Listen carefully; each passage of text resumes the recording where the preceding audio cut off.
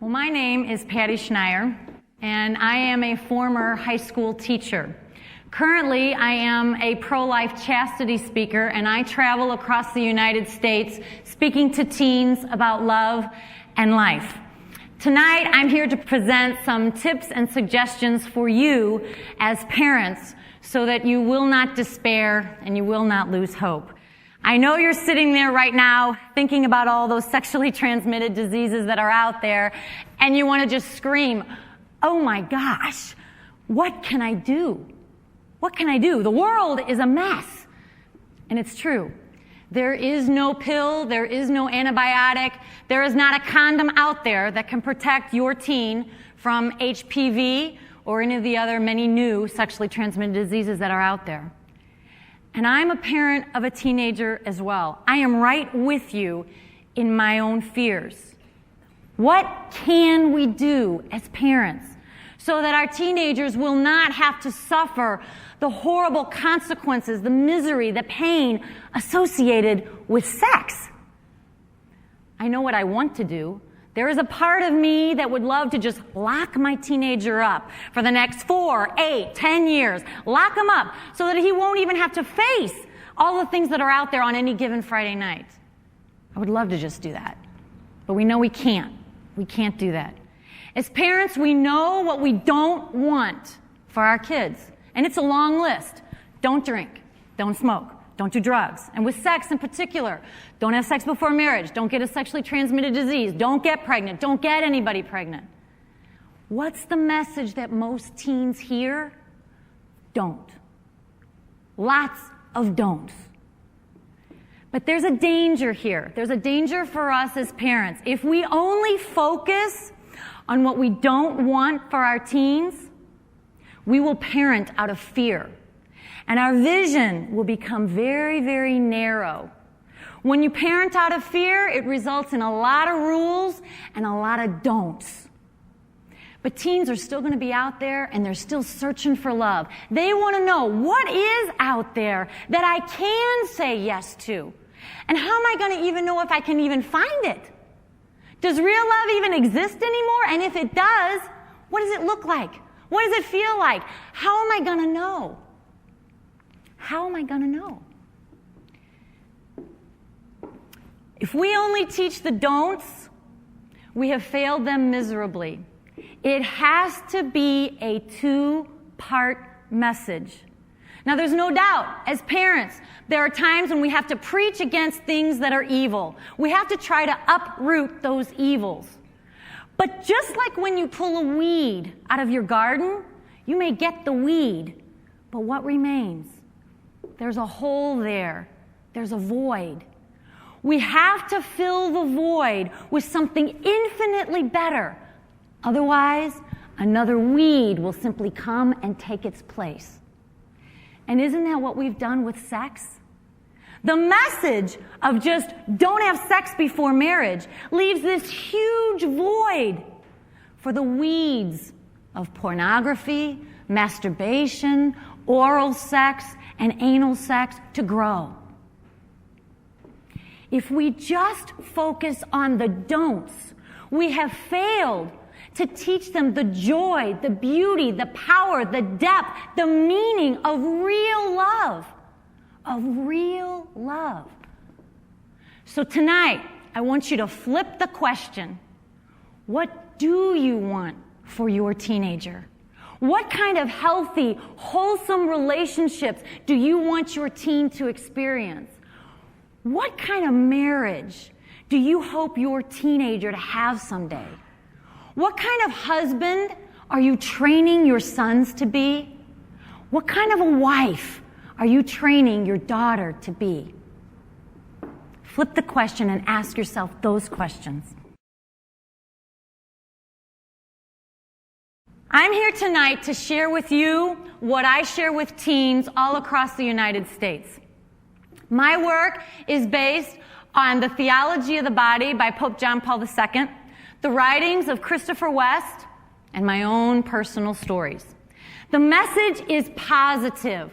I simply share the good news, the great news about real love, about real love. And you know, I have learned that when you share the message of real love and teach teens how we were created in the image and likeness of God, how we were made for love, to love and be loved, the meaning of our bodies, and the depth, the joy, the beauty, the passion of real love, they want it.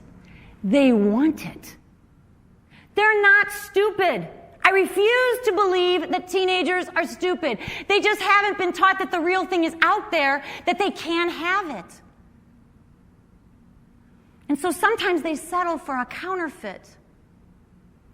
But when you show them the real thing, it speaks to the deepest desires of their hearts. They want it because it's the only love that really satisfies. It's the only love that offers health and holiness, purity. It's the only love that has no risk, no guilt, no shame. It's the real thing. The real thing. And they want it. They want it. I've had students tell me, man, I wish my parents talked to me like that. And I say to them, don't your parents tell you these things about love? They all say no. I've had one girl say, thank you for confirming what I knew deep down that I really wanted. They really do want the real thing. Our job as parents is to teach them, guide them, show them, model the real thing so that they will know it's out there, that they can attain it, and they will choose it for themselves. The goal is for them to say in the depths of their heart, I want the real thing for my life, and I'm willing to do whatever it takes in order to get that. Just like any student will say, I want to be a doctor, and I want to be a good doctor, and I'm willing to go to medical school in order to be that. Or I want to be a lawyer, and I'm willing to go to law school in order to be that. Well, what about marriage? What kind of a marriage do you want for your child? Everything I say tonight is based on the words of Christ. I give you a new command. Love one another as I have loved you. Love one another as I have loved you. How do we do that? How? That's what they want to know. How do we do that? Can we actually do that with our bodies? Yes. Yes. We are called to love one another as Christ has loved us in and through our bodies. And we can express that sexually in a beautiful, beautiful way. What do those words of Christ have to do with sex? I hope after tonight you'll see they have everything to do with sex. Because Christ is the one that gave us the example. He showed us what real love is. He modeled it for us perfectly. Real love will always be free, faithful, total, and fruitful. That's it. Those are the 4 words that I share with teens. Free, faithful, total, and fruitful. Now, what I'm going to try to do in 15 minutes is to explain free, faithful, total, and fruitful to you. This normally is a 1-hour presentation that I give to the teens. And I'm going to just scratch the surface here tonight. But I want to show you what I show the teens. How Christ exemplified it. How we are called to live this out in and through our bodies. And then what are some of the counterfeits that are out there? Okay, so here we go. The first one, free. I always point to Christ first. Let's look to Christ. Think of Christ on the cross. He could have come down. He could have come down from that cross, but he didn't. He said, I am the good shepherd. I lay down my life for my sheep. No one takes it from me. I lay it down on my own. Real love, exemplified by Christ, is a freely given gift. Christ just freely gives, and we just freely received. We don't earn it. We don't deserve it. It's a free gift. Now, how are we called to live that out through our bodies? The exact same way. The real thing in real love expresses this. I want to give myself to you as a gift. I want to give of myself. There's no taking. There's no grasping. There's no trying to get something from someone. It is simply the desire to give of oneself to the other person as a beautiful gift and then receive the gift of that person in return. That's the real thing. Counterfeits. I like to start with one that is easy to recognize. Let's take rape. I ask the students, is rape sex? Yes. But is it love? No. Why? Because it violates the very first aspect of real love. It is not a freely given gift. It is forced. It is taken. And it's violent and horrific and horrible. It causes so much pain and suffering. And that's my point. Anytime we distort the meaning of real love, it will always cause pain and suffering. But rape is not the only counterfeit that is out there. Within this framework, you can discuss other counterfeits. For example, any pressure whatsoever. Any pressure whatsoever to engage in any sexual activity is a counterfeit. It distorts the real meaning of love, which is a freely given gift. Any pressure. And here's where you can talk about specific pressures. Oral sex, for example. That is such a huge pressure that so many girls face. But they've got to know from the get-go that it violates the very first aspect of love. Any pressure whatsoever is a counterfeit.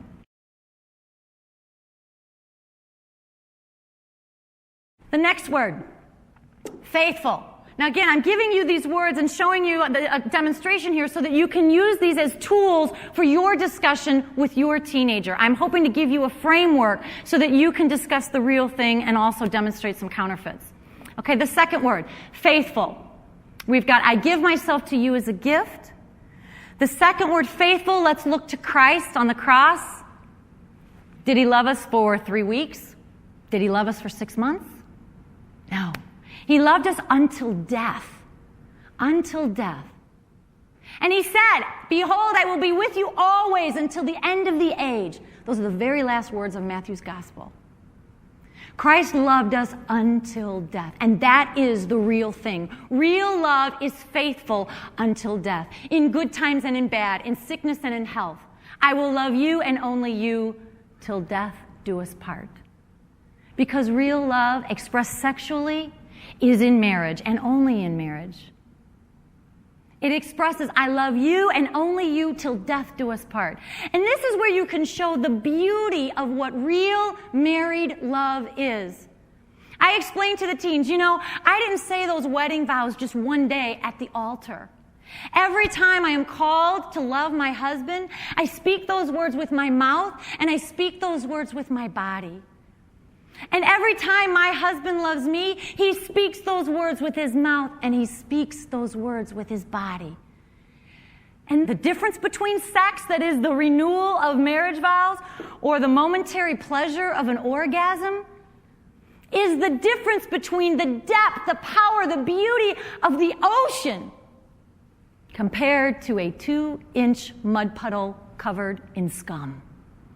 The meaning is so much deeper within marriage. And every act of intercourse can and should renew those marriage vows. Counterfeits that are out there. I always take one that's easy to understand first. Having an affair, otherwise known as adultery. Is it sex? Yes. Is it the real thing? No. Why? Because it speaks a lie. If that person is saying, I love you and only you till death do us part, but cheating, they have just violated the faithfulness of love. It's a counterfeit. And again, it causes so much pain and misery and suffering. It breaks up families. Why? Because the trust of the other person has been completely violated. That love was not faithful. But again, having an affair is not the only counterfeit out there. Here's where you can discuss any sex outside of marriage is a counterfeit. Why? There's no commitment there. There's no permanence there. There's no covenant there. There are no marriage vows there. That guy, that girl can walk away tomorrow. And as I tell the teens, you were never, ever meant to be used and discarded, used and discarded. You were meant for a one flesh union with one person for life. Any sex outside of marriage is a counterfeit. It speaks a lie. Living together before marriage, it's a counterfeit. It speaks a lie. It's adultery in advance. Adultery in advance. But we are also called not only to be faithful in our actions, but in our thoughts as well. And think about this. This is where you can have the context to discuss with your teenager. Pornography. What does that train your eyes for? To be faithful to one person or to look at the next person that walks around the corner? You can talk about dating. That dating is training for marriage. The behaviors that your sons and your daughters exhibit while they are dating are very indicative of what you can expect in marriage. Is the person your son is dating right now, is that person helping him be faithful for the one person God has chosen for him in marriage? You have to help your sons and daughters become faithful now. Now. Train them for faithfulness before marriage and within marriage. The third word, total. This one's my favorite. Let's look to Christ on the cross. Did he say, you can crucify me, just not my hands? Did he say, you can crucify me, just don't put those nails in my feet? Did he say, okay, I'll take a crown of thorns, just not on my head? No. When Christ died on the cross for us, it was his whole body on that cross. His entire self. It was the gift of his whole self. And look at the words of Christ that he said at the Last Supper. This is my body given for you. Take it. This is my body given for you. Take it. How can we express that kind of a love? Are we called to live this out in our bodies? Yes, the exact same way. I give myself to you as a gift. I will love you and only you till death do us part. I give my whole self to you. This is my body. Take it. When I love my husband, I give my past, my present, my future, my good days, my bad days, my crabby moods. He gets it all. He gets it all. Sometimes I use this example, and I'll say this to the teens. Close your eyes.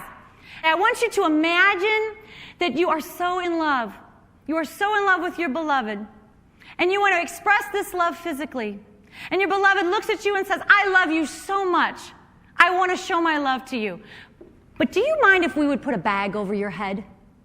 And you should see the look of disgust and horror. Can you imagine your husband or your wife saying that to you? I want to make love to you, but could we please put a bag over your head? Or would you go out first, please, and get a nose job, and then we'll have sex? That's horrific. That's absurd. That would not be a total gift of self.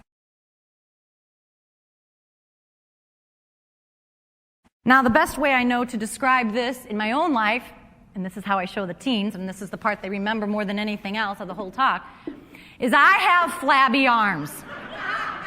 It's okay, you can go ahead and laugh. I have flabby arms. I have always been very self-conscious about my arms. They wiggle and they jiggle. And every morning at 5:30, I am up doing aerobics, and I do every single exercise on the face of the earth for these arms. And I get a muscle up here, and I still get this flab down here. And I would love to be able to say to my husband, I will make love to you. Just please don't touch my arms. But that wouldn't be a total gift of myself.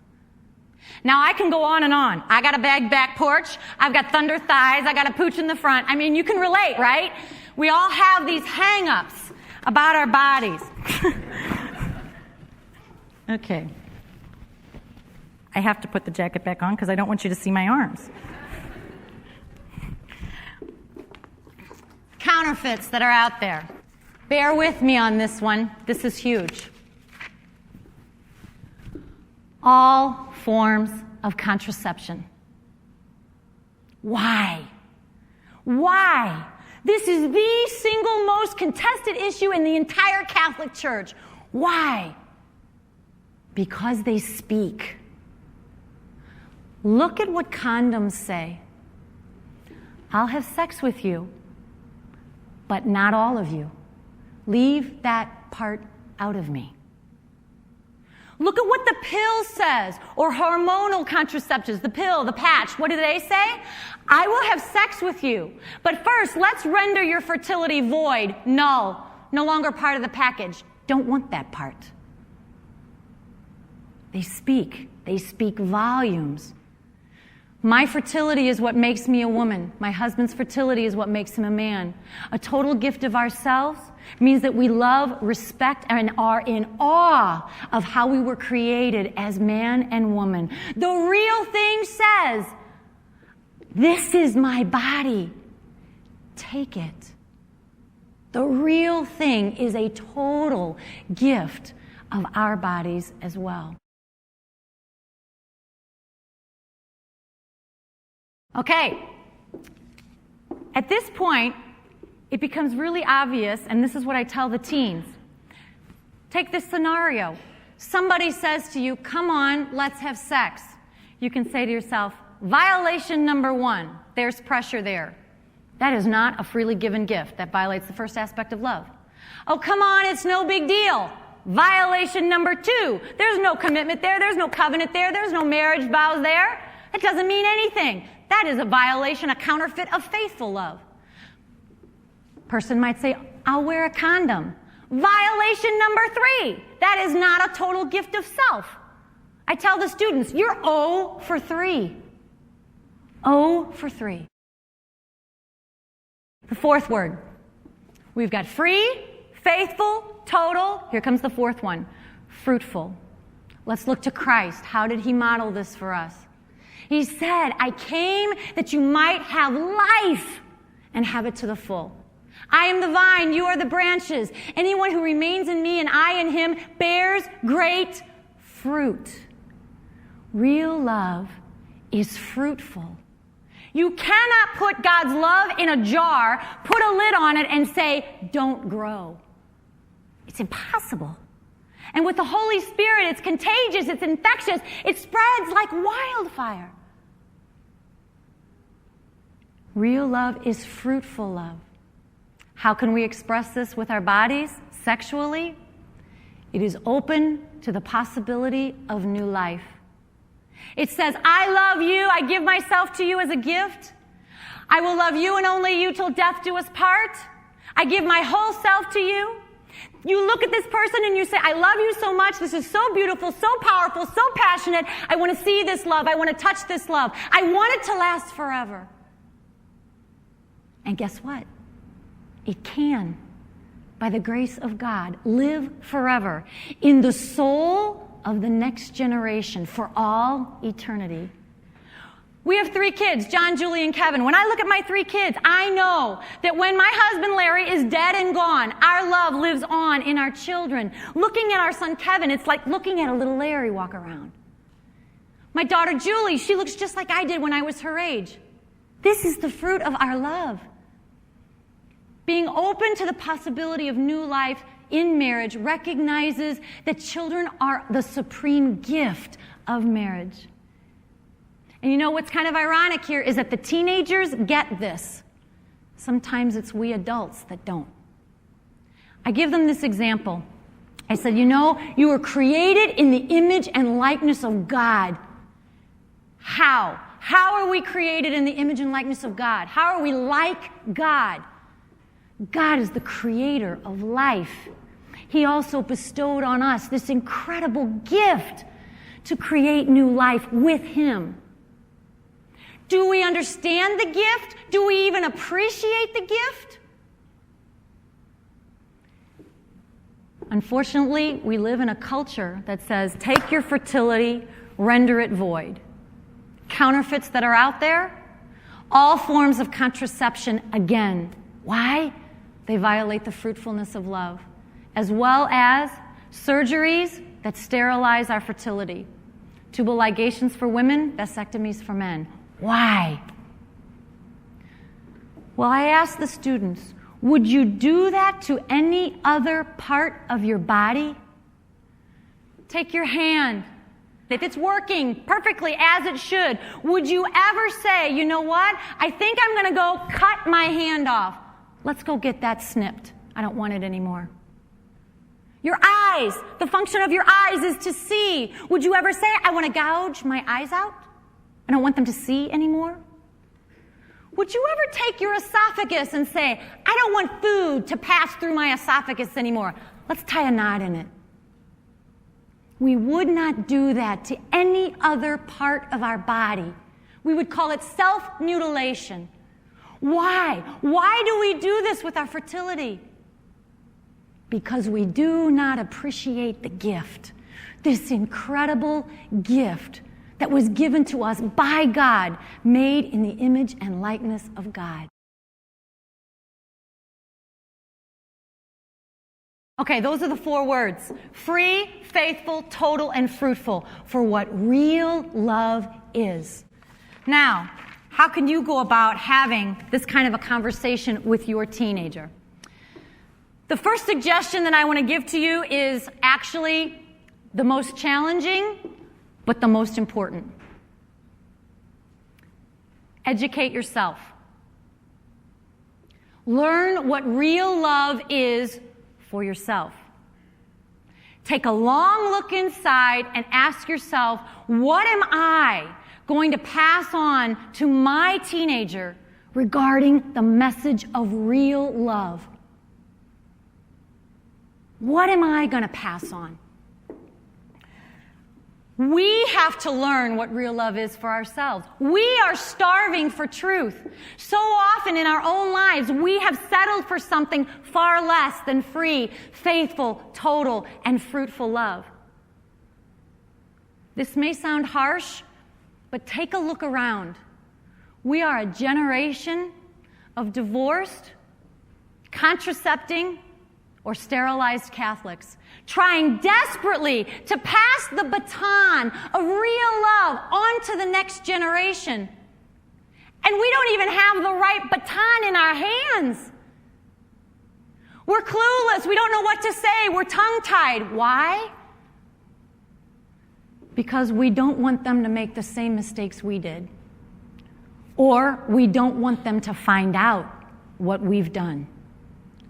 And so we say nothing. And so we say nothing. We send our kids to Catholic schools to get a good, moral, Catholic education. But what are we going to pass on to our teenagers regarding the message of real love, regarding the morality of love and sex and marriage?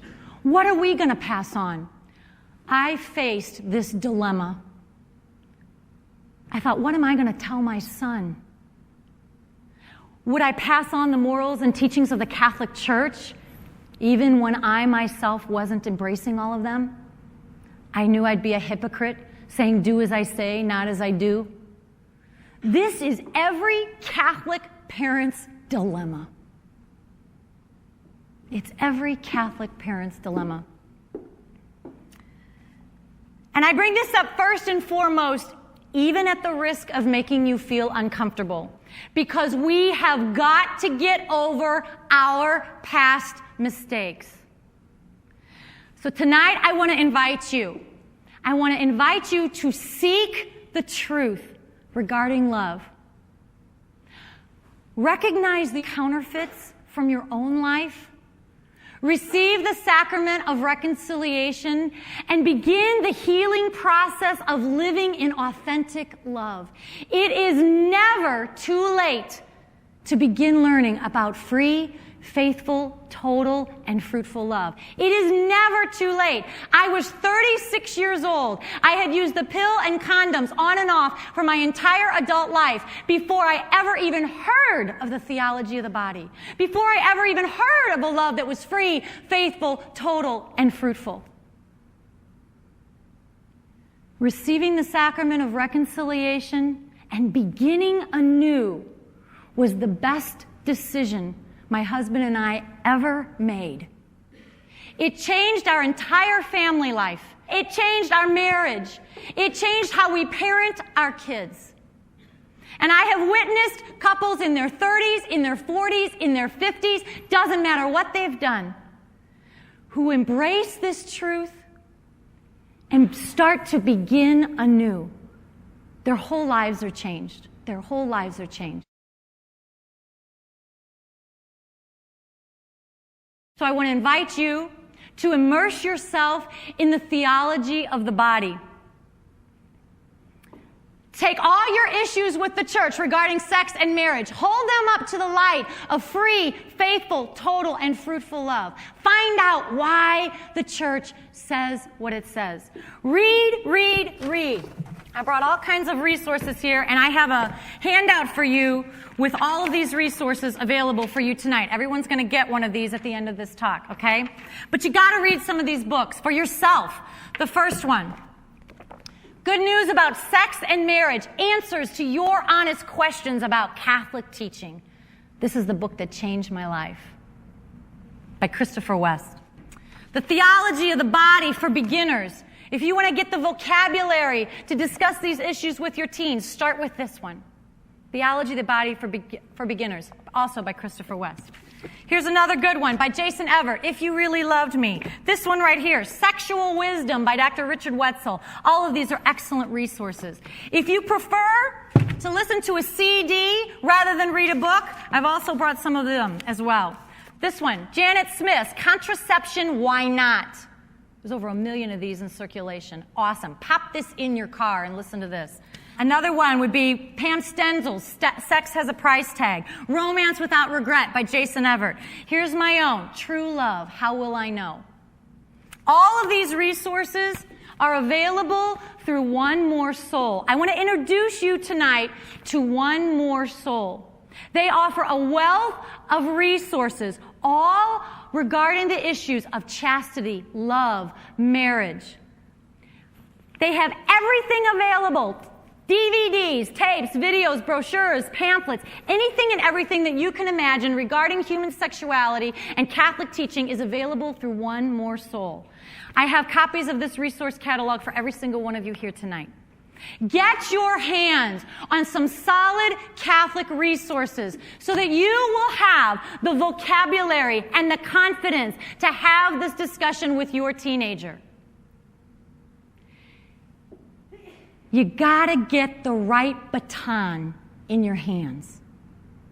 You gotta get the right baton in your hands. Okay, the next suggestion that I want to share with you tonight. Help your teen visualize real love.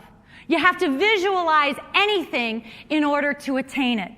When I was in college wanting to be a teacher, I had to write my philosophy of education paper. And in this paper, I had to give a very detailed description of what kind of a teacher I wanted to be.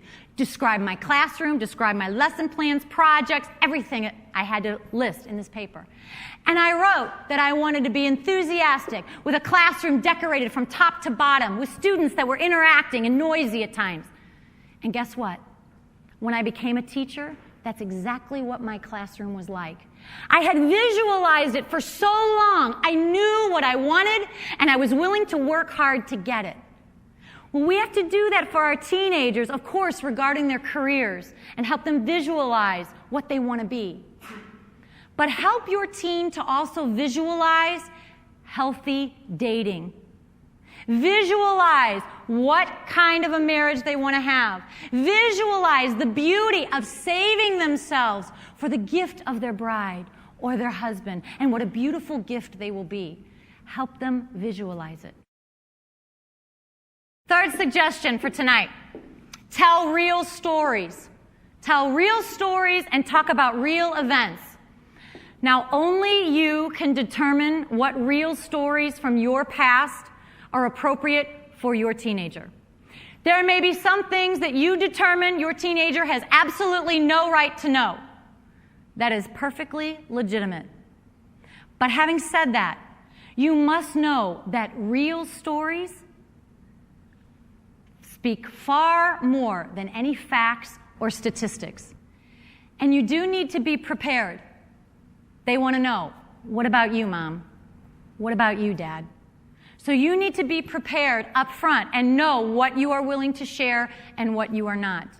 But if you parent out of fear, oh my gosh, what if they find out? You are more likely to say nothing at all, and you will miss the opportunity to have a relationship built on honesty and trust. My own parents, they didn't say much, but I will never forget the one night when I was going off on them. I was a teenager saying, "You are clueless. Mom and Dad, you have no idea what you're talking about. You have no idea what goes on at parties nowadays. You don't know what you're talking about." And they looked at me and said, "You think we don't know?" And then they proceeded to tell me about what they had experienced in their own families growing up. I was shocked. I had never known this before. What they said was real. I could see the pain in their eyes. I could see the consequences. And what they said, I respected. And so yes, now within our own family, with my children, we do talk about why some things are the way they are with some of the people that we know and love. Not to judge or condemn, but to teach and to let the consequences sink in, that these are real people and real lives. And if you don't want to share any stories from your own past, you decide that that's not the route you want to take, that's fine. Simply open up the newspaper and listen to the daily news and talk about these real events and real people with your teens. You got to talk about real stories, real events. Okay, the last one. Spend real time. This is not a one-time lecture. This is not a one-time conversation. This is a way of life. You've got to talk about these things with your teenagers drip by drip by drip by drip. Drip by drip. Think about this for a minute. How many hours have you spent with your teenager just on sports alone? My husband, every night, spring, summer, and fall, after dinner, he's out in the backyard throwing and playing catch with our two boys, pitching that ball over and over and over again. And sometimes I have to ask myself, what is our purpose here as parents? What are we trying to raise? A kid who can throw a ball? How many hours have you spent just on sports alone? How many hours through all those years have you spent just getting them to all those practices and games? Now ask yourself, how many hours have you spent talking about love? How many hours have you spent talking about sex and the counterfeits that are out there? How many hours have you spent just talking about these topics specifically? Oral sex, masturbation, date rape, living together before marriage, abortion, sterilization, condoms and all contraception, pornography, premarital sex? Have you covered even half of that list? Now, I know you're sitting there thinking, okay, get real here. I don't even see my teenager anymore. I know. Once they're 16 and they've got the car, they're gone. You don't see them. Between school and activities and a part-time job and weekends with their friends, you're thinking, how am I even going to begin to even have this conversation with my teenager? I don't even see him. You got to make it happen. You got to make it happen. How? Creatively. Going on weekend college visits with your teenager, looking at colleges. Take the earbuds from the iPod out of their ears in the car. Turn off the portable DVD player. Turn off the radio and have a meaningful conversation. If your kid is younger than 16, in the car when you're driving to all those sporting events and activities. That's one-on-one time in the car. They can't run from you. You got to make it happen. Take your teen out to dinner. Cut out articles from the newspaper. Highlight one paragraph in a book. I know as well as you, I'd love to be able to hand my teenager a whole book and say, please read this. There's no way. But you can highlight one paragraph and say, as a favor for me, would you just read this? One page. Cut out something from the newspaper, write them a note, leave it in their car, leave it on their pillow. You gotta be creative and make it happen. I want to share with you one thing. This is the letter that my dad wrote to me on my prom night. I had a curfew till 6:30 a.m. in the morning. I was going to be out all night, and he was not going to see me at all. He was at work and would not see my date. He wrote this letter and had it sitting on the dining room table for both me and my date to read this letter. I am 40 years old, and I still have the letter that my dad wrote to me on my prom night. It meant a lot to me then, and it means a whole lot more to me now, because he found a way to communicate with me. He found a way to communicate with me. The bottom line is that you must be proactive and be that first teacher of your child. Don't wait till they're going off to college to start talking to them about shacking up in college. Don't wait till they're 21 years old and head over heels in love to start talking about living together before marriage. Do it now. Do it now. No matter what your teenager has already done, no matter what you have already done, it is never too late to learn that real love is always free, faithful, total, and fruitful. The real thing can be the most beautiful, passionate, joyful aspect of your life. You have to let your teenager know the real thing. Is it out there? Yes. Can they have it? Yes. Yes. The real thing is worth waiting for. Anything less is just another counterfeit. Thank you very much.